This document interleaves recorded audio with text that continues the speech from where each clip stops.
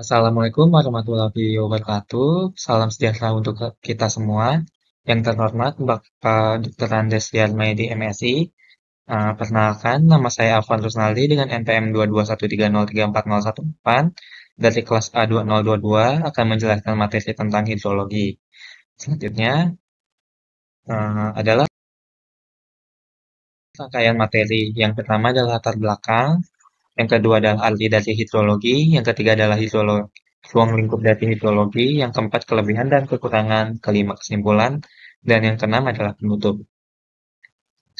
Yang pertama adalah latar belakang.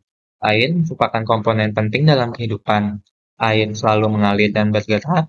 Banyak bentuk pergerakan yang dilakukan oleh air, sehingga membentuk variasi berupa cair, uap, dan es. Sistem pergerakan yang dilakukan oleh air selalu dilakukan dengan cara berulang-ulang. Dengan cara pergerakan tersebut dapat terjadi suatu proses hidrologi. Air sebagai salah satu sumber kehidupan yang penting bagi manusia, perlu dijaga kualitas serta persebarannya, karena dengan salah penanganan yang diberikan berdampak buruk untuk kehidupan manusia.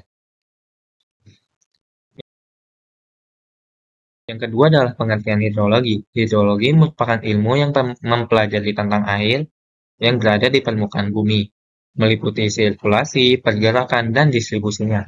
Dengan demikian, hidrologi erat kaitannya dengan konsep serta prinsip-prinsip dalam memahami ekosistem perairan. Yang ketiga, selanjutnya adalah ruang lingkup hidrologi. Hidrologi mempelajari siklus perjalanan air, mulai dari penguapan di permukaan bumi sampai kembali lagi menjadi air yang menguap.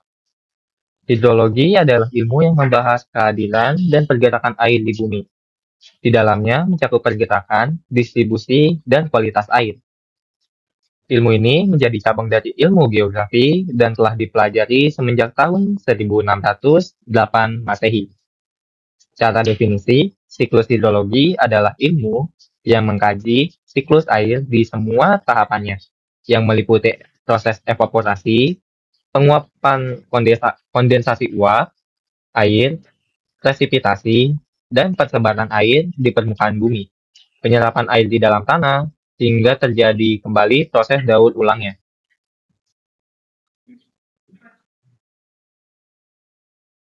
Kelebihan dan kekurangan dalam mempelajari hidrologi. Kelebihannya, mampu mengenal prinsip-prinsip hidrologi dan bagaimana aplikasi prinsip-prinsip komponen ekosistem daerah aliran sungai atau disebut dengan DAS. Lalu yang kedua adalah mampu berpikir secara logis tentang masalah lingkungan yang sedang terjadi. Dan yang ketiga adalah memberikan pengetahuan tentang mengatasi masalah banjir, erosi, longsor, dan penurunan kualitas air. Nah, selanjutnya ada kemudian adalah kekurangannya. Yang pertama adalah memerlukan ketelitian dalam mempelajari hidrologi, hingga pengetahuan yang didapat dapat sesuai dengan kondisi lapangan. Yang kedua adalah pengetahuan hidrologi harus dilakukan secara praktek yang menguras tenaga untuk menghasilkan hasil yang maksimal. Beberapa peralatan memakan anggaran yang cukup besar untuk melakukan penelitian.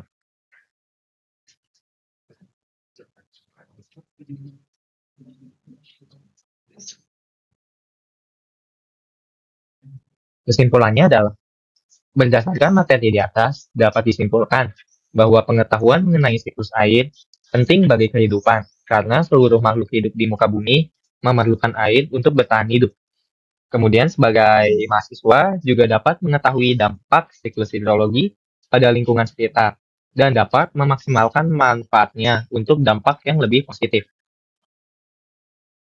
Sekian, dan terima kasih sudah mendengarkan paparan materi mengenai hidrologi dari saya. Saya ucapkan wassalamualaikum warahmatullahi wabarakatuh.